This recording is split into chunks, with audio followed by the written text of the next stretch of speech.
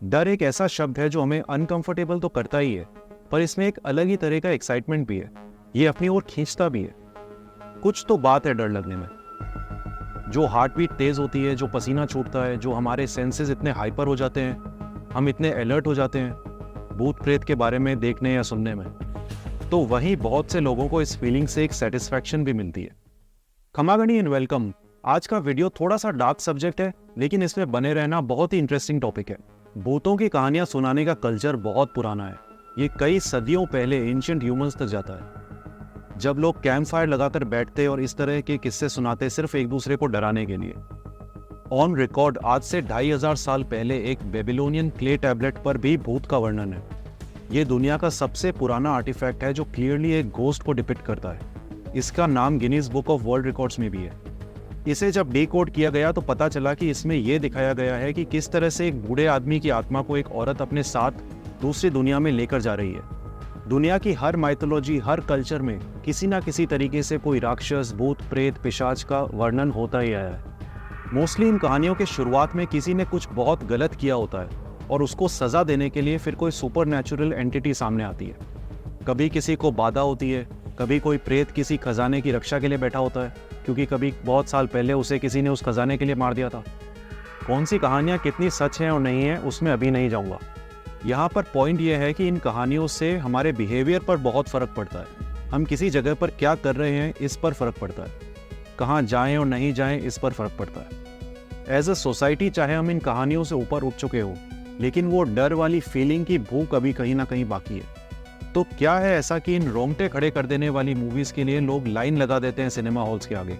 YouTube और Netflix पर भी हॉरर जॉनरे बहुत पॉपुलर है। कभी कैंपिंग पर जाएं या दोस्तों के साथ हॉस्टल में बैठे हो रात को, तो किसी ना किसी डरावने किस्से पर डिस्कशन शुरू हो ही जाता है। लेकिन इसमें हमें इतनी एक्साइटमेंट क्यों मिलती है, इसको जानने के लिए पहले एक बार डर को ठीक से समझना पड़ेगा। डर या फियर बॉडी का एवोल्यूशनरी एडेप्टेशन है, जिसका पर्पस सिर्फ ये है कि हम अपने आसपास के खतरे को जल्दी से भांपकर उस पर रिएक्ट कर सके।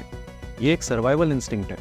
जैसे आंखों की पुतलियों का बड़ा होना ताकि ज्यादा से ज्यादा लाइट आंखों में आ सके और हम अपने आसपास के खतरे को ठीक से देख सके। कानों का बहुत ज्यादा चौकन्ना होना, रोंगटे खड़े हो जाना वगैरह। न्यूरोलॉजिकल लेवल पर इस वक्त दिमाग में एमिगडाला नाम के एक पर्टिकुलर पार्ट पर असर हो रहा होता है। देखने में ये कोई बादाम के जैसा दिखता है और इसका नाम का मतलब भी वही है। ये हमारे ब्रेन का वो पार्ट है जो डर और दूसरे तरह के इमोशंस के लिए रिस्पॉन्सिबल है। डिपेंडिंग ऑन कि हम उस वक्त कहाँ हैं, हमारे आसपास कोई खतरा है या हम सेफ हैं, इस अमिगडाला में हमारी एंजाइटी, मोटिवेशन, डर, गुस्सा वगैरह पैदा होता है। इस दौरान ब्रेन के कुछ और पार्ट्स भी एक्टिवेट हो जाते हैं, जो हमारे रैपिड डिसीजन मेकिंग और लॉन्ग टर्म मेमोरीज बनाने में इन्वॉल्व होते हैं। इससे ना सिर्फ हम उन सिचुएशंस में जल्दी रिस्पॉन्ड कर पाते हैं, बल्कि वो इंसिडेंसेस हमारे लिए लॉन्ग टर्म मेमोरीज भी बन जाते हैं। इसका फायदा ये होता है कि अगर हम वापस उस तरह की सिचुएशन में आए तो हमें ऑलरेडी पता होता है कि क्या करना है। फॉर एग्जाम्पल, अगर रात को अकेले हैं और भूत का डर लग रहा है तो हम हनुमान चालीसा पढ़ते हैं और डर एकदम से गायब हो जाता है। कोई बाइबल पढ़ता है, कोई कुरान पढ़ता है, पर इंटेंशन सेम ही है। तो जितनी बार डर लगता है भूतों से, अंधेरे से, तो हम मन ही मन वो पाठ पढ़ने लगते हैं और देखते हैं कैसे धीरे धीरे जो फास्ट हार्ट बीट हुई थी वो धीरे धीरे नॉर्मल होती जाती है। अगर लग रहा है कि रात में सड़क पर चलते हुए कोई हमारा पीछा कर रहा है, तो जोर से चिल्ला देने से अगर वो साया वहां से हट जाता है तो हमें पता है कि अगली बार फिर से ऐसा होता है तो क्या करना है। जो भी एक्सपीरियंस जितना ज़्यादा इंटेंस होता है वो हमेशा हमें उतना ज़्यादा याद भी रहता है। हमारा ब्रेन ऐसे ही सीखता है एक्सपीरियंसेस के साथ कि किस चीज़ की तरफ बढ़ना है और किसे अवॉइड करना है। ये इंटेंस इमोशनल एक्सपीरियंसेस कई तरह के हो सकते हैं, जिनसे हमें डर तो लगता ही है पर फिर भी बार बार करने का मन करे, जैसे बंजी जंपिंग, स्काई डाइविंग वगैरह। इस फीलिंग का, इस थ्रिल का एक रीज़न ये भी है कि इस तरह की एक्टिविटी से हमारी बॉडी में कुछ केमिकल्स रिलीज होते हैं, जिनके लिए हमारी बॉडी नेचुरली क्रेव करती है। डर हमारे सिंपैथेटिक नर्वस सिस्टम को एक्टिवेट कर देता है। ये नर्व्स का एक नेटवर्क है जो बॉडी के अनकॉन्शियस एक्शंस को कंट्रोल करता है, और इसके ट्रिगर होने पर हमारा फाइट और फ्लाइट मोड एक्टिवेट हो जाता है। हथेलियों पर पसीना आना, सांस फूलना, हार्ट बीट तेज होना और पेट में एक बॉल जैसा फील होना, किया है ना ये सब एक्सपीरियंस, तो आपको पता है मैं किस फीलिंग की बात कर रहा हूँ। इस फाइट और फ्लाइट के दौरान बॉडी में बहुत से केमिकल्स और हार्मोन्स रिलीज होते हैं, जैसे एड्रेनलिन, एंडोमॉर्फिन्स, सेरोटोनिन, ऑक्सीटोसिन वगैरह।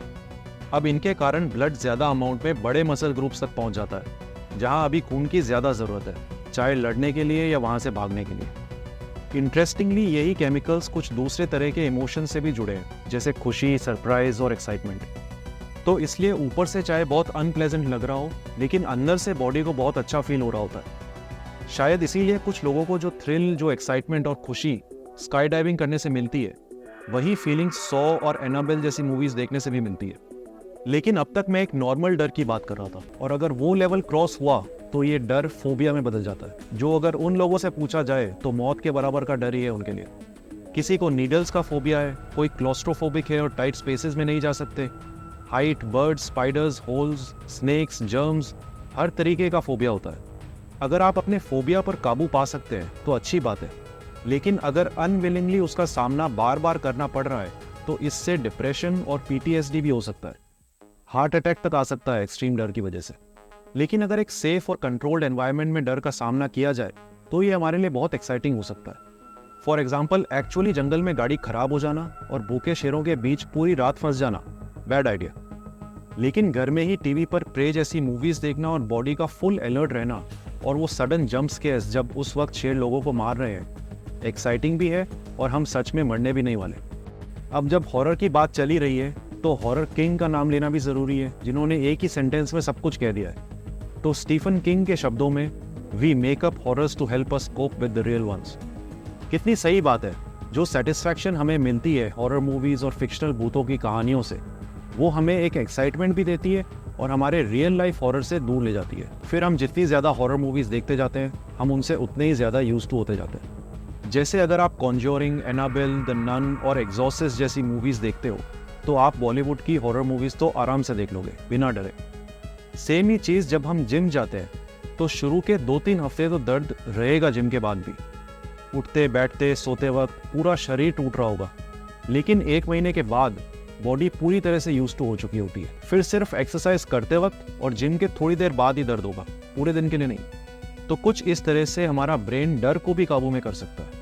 जैसे जैसे इन एक्सपोजर्स के बाद ब्रेन को ये रियलाइज होना शुरू होता है कि जिस चीज़ से हम डर रहे थे वो एक्चुअली उतना डरावना है ही नहीं, शायद उतना रियल भी नहीं है जितना हमने इमेजिन कर लिया था। तो ब्रेन हमारी बॉडी को उस फाइट और फ्लाइट रिस्पॉन्स से एक रेस्ट स्टेट में ले आता है। इससे फिर एक रिलैक्स होने वाली फीलिंग आती है, जिससे इन टर्न एंग्जाइटी कम हो जाती है और हमारा सेल्फ कॉन्फिडेंस बढ़ जाता है। तो बेसिकली हमारे डर को, हमारे फियर्स को हमें फेस करना चाहिए छोटे इंटरवल्स में, कंट्रोल्ड वे में। अगर पानी में डूबने से डर लगता है तो शोल्डर की हाइट के पूल में तो तैरना सीखा जा सकता है। बैटमैन को भी बचपन में चमगादड़ से डर लगता था। जितना ज़्यादा हम उस फियर को, उस डर को फेस करते जाएंगे, उतना ही हमारी बॉडी का उस फियर की तरफ रिस्पॉन्स कम होता जाएगा और धीरे धीरे वो डर खत्म हो जाएगा। यही सेम कॉन्सेप्ट हॉरर में भी एप्लीकेबल है। शायद इसीलिए खास करके जिन लोगों को एंग्जाइटी डिसऑर्डर्स होते हैं, उन्हें हॉरर मूवीज़ बहुत पसंद आती हैं। ट्रॉमा सर्वाइवर्स और जिन्हें नियर डेथ एक्सपीरियंसेस हुए हैं, उन्हें तो शायद इन डरावनी मूवीज़ से थोड़ी बेनिफिट भी हो। दुनिया भर में कई रिसर्चेस हैं, कई डॉक्यूमेंट्रीज बन चुकी हैं कि किस तरह से जो लोग PTSD और सीवियर एंग्जाइटी से सफ़र करते हैं, उन्हें हॉरर मूवीज़ देखने से काफ़ी रिलीफ मिलता है। इस रिलीफ के अलावा एक और फिनोमिना यहाँ पर होता है, जिसे कहते हैं रिपीटिशन कंपल्शन, जो ट्रॉमा सर्वाइवर्स की एक टेंडेंसी होती है जो इन्हें सिमिलर सिचुएशंस की ओर खींचती है।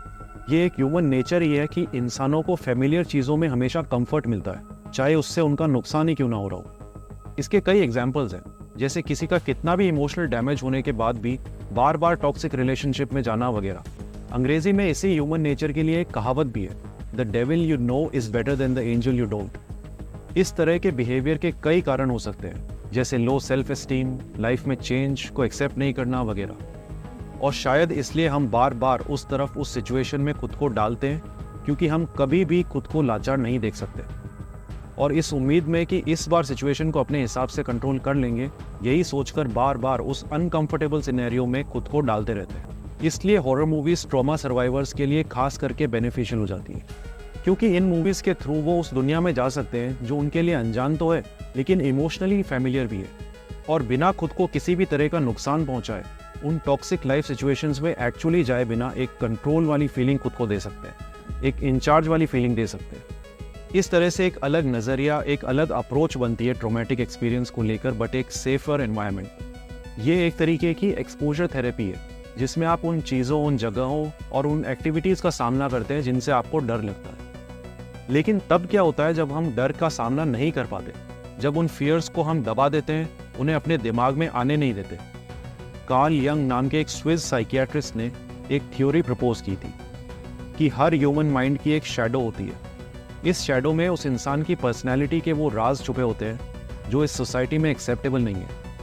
ये कुछ इच्छाएं हो सकती हैं, कुछ गिल्ट, कुछ अंडरस्टैंडिंग्स और एक्सपेक्टेशंस हो सकती हैं, लेकिन सब उस तरह की जो ये सोसाइटी कभी एक्सेप्ट नहीं करेगी। और इसलिए वो इंसान इनको अपने दिमाग में ही कहीं बहुत अंदर छुपा देता है और कोशिश करता है कि पूरी तरह से इग्नोर कर दे और भूल जाए। ये ब्रेन में एक तरह का ब्लाइंड स्पॉट है। चाहे दुनिया से कितना भी छुपा लें, लेकिन अपने आप से, अपने दिमाग से छुपाना इम्पॉसिबल है। तो हम कितनी भी कोशिश कर लें उन चीज़ों के बारे में ना सोचने की, पर सबकॉन्शियसली दिमाग तो उनको ढूंढ ही निकालता है। जो लोग मेंटली स्ट्रांग हैं वो तो इन शैडोज़ को दबा लेते हैं, लेकिन जो वीक हैं उनकी ये पर्सनैलिटी उन्हीं पर हावी हो जाती है, ज़्यादातर एक वायलेंट और साइकोपैथिक तरीके से। तो हॉरर मूवीज़ जहाँ किसी के लिए एक फैंटेसी की दुनिया में जीने की तरह है, वहीं किसी के लिए उन ट्रॉमेटिक सिचुएशंस को फेस करने की अपॉर्चुनिटी है जिसके लिए वो रियल लाइफ में हिम्मत नहीं जुटा पाते। बाय नेचर हॉरर मूवीज़ में कुछ एक ईविल एलिमेंट होता है, ऐसा कुछ फिगर होता है जिसको हराना ज़रूरी है, जैसे ज़ॉम्बीज़, चुड़ैल, बुरी आत्माएं वगैरह। कुछ इस तरह से हॉरर्स हमें अपने दिमाग के उन शैडोज से आमना सामना करवाते हैं, हमें चैलेंज करते हैं ग्रो करने के लिए, पहले से स्ट्रॉन्गर और बेहतर बनने के लिए। डर अपने बेसिक लेवल पर बस एक सर्वाइवल मैकेनिज्म ही है। इसका मकसद है हमें खतरों से बचाना और जिंदा रखना। तो एक साइकोलॉजिकल पर्सपेक्टिव से अपने पर्सनैलिटी के उन हिस्सों से दूर भागना या उनको दबाना प्रोबेबली बेस्ट अप्रोच नहीं है। बेटर है कि अपने हिसाब से अपना टाइम लेकर हर उस चीज़ का सामना करें जो हमें अनकंफर्टेबल लगती है। इससे शायद हमें वो ताकत आ जाए जो ऐसे और 100 मुश्किलों से लड़ने के लिए हमें तैयार कर देगी। वीडियो देखने के लिए बहुत धन्यवाद। अगर पसंद आया हो तो अपने फ्रेंड्स और फैमिली के साथ ज़रूर शेयर करना। जय हिंद, जय भारत।